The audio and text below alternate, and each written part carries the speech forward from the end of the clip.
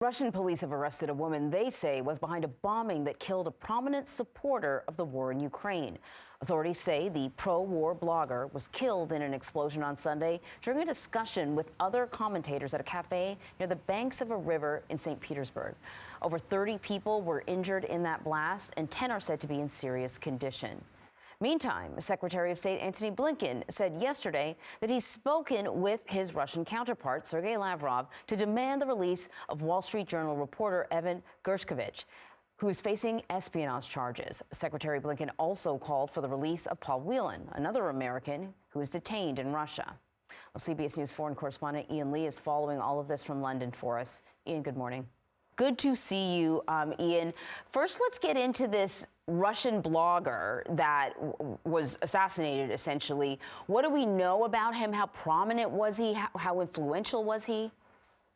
Yeah, good morning, Anne-Marie. Vladlen Tatarsky, whose real name is Maxim Fomin, was a high-profile Russian military blogger with hundreds of thousands of followers. He's known for his ultra-nationalist, pro-war positions. He had reported from Ukraine on a number of occasions and held some pretty extreme views about how the war should be conducted, including condoning the killing of civilians. And yesterday, he was a guest at a pro-war gathering at a cafe in St. Petersburg. That's when a bomb blew up, killing him and injuring at least 32 other people inside. There is video, and it is pretty graphic inside that cafe. A video from the blast also shows the entire front of that cafe completely destroyed. The Kremlin is now calling this a terrorist attack, while Russia's anti-terrorism committee is blaming the blast on Ukrainian special services with help from Russia's opposition leader Alexei Navalny's anti-corruption campaign. Now, Russian authorities arrested a woman who they said was behind the attack. There is security camera footage allegedly showing her carrying a package to the event. It's being reported that she then gave Tatarsky a statue packed with explosives. Navalny's people are denying any involvement, and the Ukrainians, at least for now, are keeping silent about the bombing.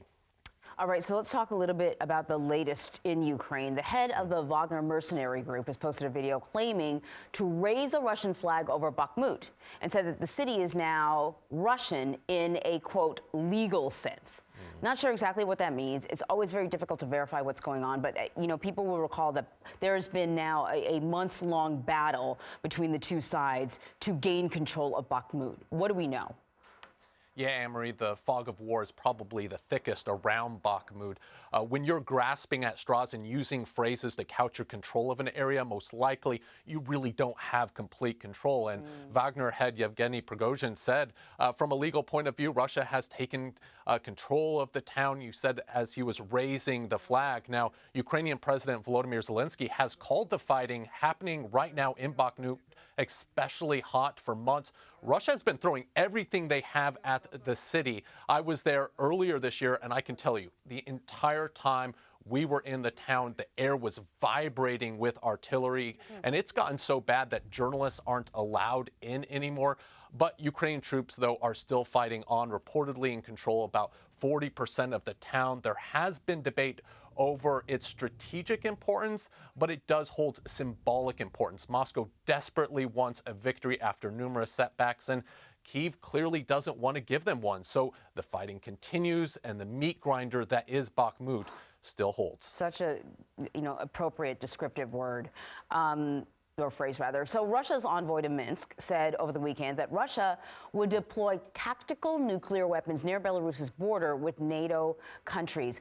It's sort of not the first time that we've heard from Russia these veiled sort of threats of nuclear weaponry. Is this being taken seriously? Is this a real threat? Is this just, an attempt to be provocative?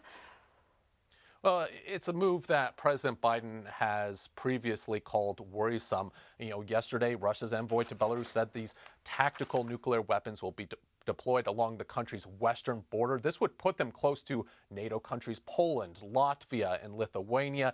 It isn't going to happen right away. Putin has ordered a storage facility to be completed by July 1st, and then the weapons will be moved. These weapons will still stay in Russian custody. But some officials are quick to state that this isn't a Cuban Missile Crisis moment. It's believed Russia could already have nuclear weapons in Kaliningrad, which is a small Russian enclave sandwiched between Poland and Lithuania. But this is more of that saber rattling that we're hearing from Russia. The Kremlin has raised the nuclear rhetoric since the beginning of the war in Ukraine, and Russia has been carrying out tests and drills of its nuclear arsenal, including its intercontinental ballistic missiles. Anne-Marie. All right, Ian, thank you very much.